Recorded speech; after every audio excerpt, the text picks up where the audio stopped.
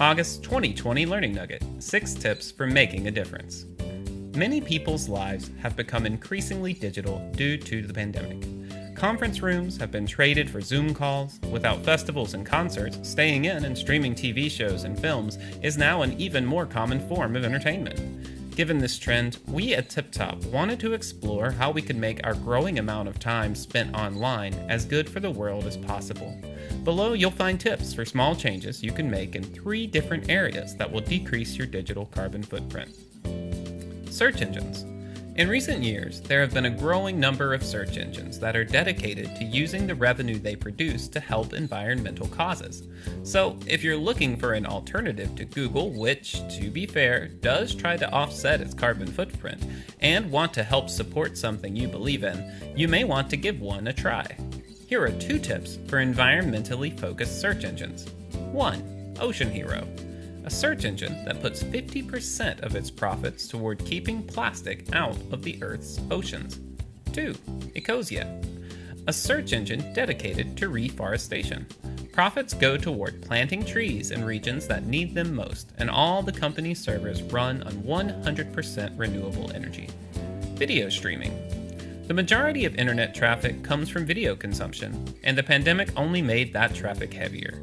Streaming services YouTube and Netflix, for example, both saw over 15% more traffic in the early part of 2020 as compared to the same period in 2019. Back in 2018, internet video streaming produced about the same amount of carbon emissions as the country of Spain.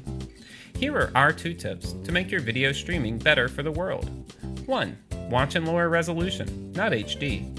The higher the resolution of a video, the more energy it takes to stream. If you have the option to watch a video not in HD, an option on all YouTube videos, doing so will help reduce your digital carbon footprint.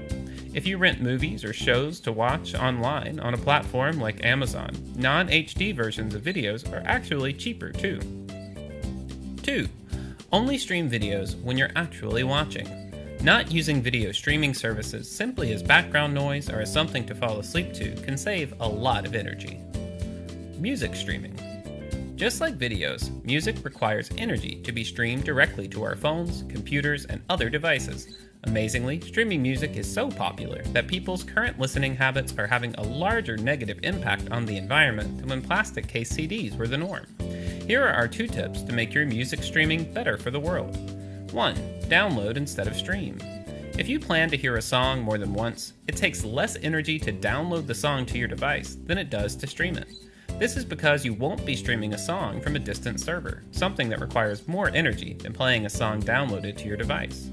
Don't use YouTube for music streaming. Many people use YouTube just to play music, but video streaming consumes far more energy than streaming a song.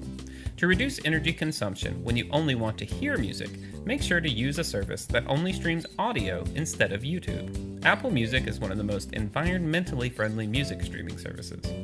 Welcome back! Hopefully you found the tips and ideas from our first post-summer break learning nugget interesting and helpful. To everyone returning from their own vacations, we hope you had a wonderful time and feel as refreshed and ready to tackle the rest of 2020 as we do.